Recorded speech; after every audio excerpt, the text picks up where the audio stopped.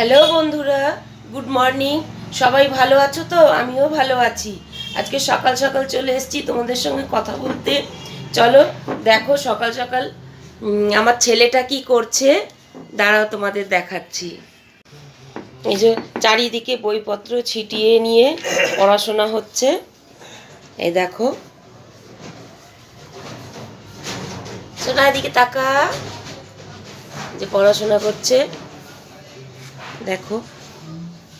চলো আমার গাছগুলোকে একবার দেখিয়ে নিয়ে আসি। সব গাছে ডাল ঠাল সব কেটে দিয়েছি, দেখো সব কচি কচি সব পাতা বেরোচ্ছে। এই দেখো, এই গাছটায় তো সাদা পোকাতে ভরে গেছিল, পুরো গাছটাকে একদম ছেটে দিয়েছি, সব কচি কচি। দেখো কি সুন্দর সব পাতা বেরিয়েছে, ছোট্ট একটা নীলকণ্ঠ বেরিয়েছে। দেখো দানা বসিয়েছি, আমারই গাছের ফুলের দানা। যে গোলাপ গাছটা দেখো, এ তো সারা শীতে একটাও ফুল হবে না, যত গরম পড়বে তত ফুলের বাহার লেগে যায়।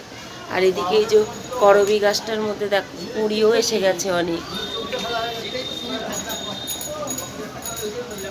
দেখা যাচ্ছে না আলোতে। এই যে অ্যালামুন্ডা গাছের মধ্যে নীলকণ্ঠ গাছ বেরিয়েছে, ফুল হয় অনেক, সবে কুড়ি এসেছে। আর এদিকে দেখো জবা গাছটা, চন্দন জবা, সব ডাল কেটে দিয়েছিলাম পোকার জ্বালায়, মানে আর কি বলবো, সব কচি কচি সব পাতা বেরিয়েছে। আর আমার ছোট্ট সাদা ফুল গাছে দেখো একদম ছোট্ট, ভর্তি হয়ে ফুল ফুটেছে। এই দেখো, দেখো কত ফুল ফুটেছে।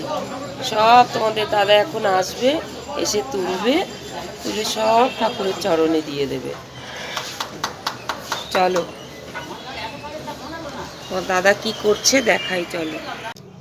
ঘুমের থেকে উঠে পড়েছে আমার গোপাল সোনা।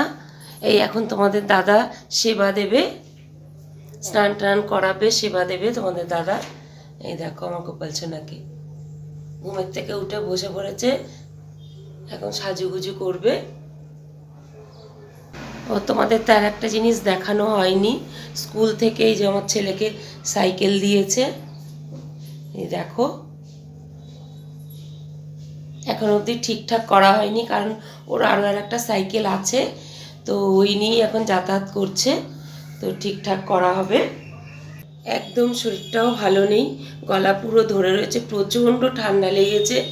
কি করা যাবে এখন, ওষুধ খাচ্ছি, ডাক্তারও দেখাচ্ছি। চলো আজ এই অবধি থাক, টাটা।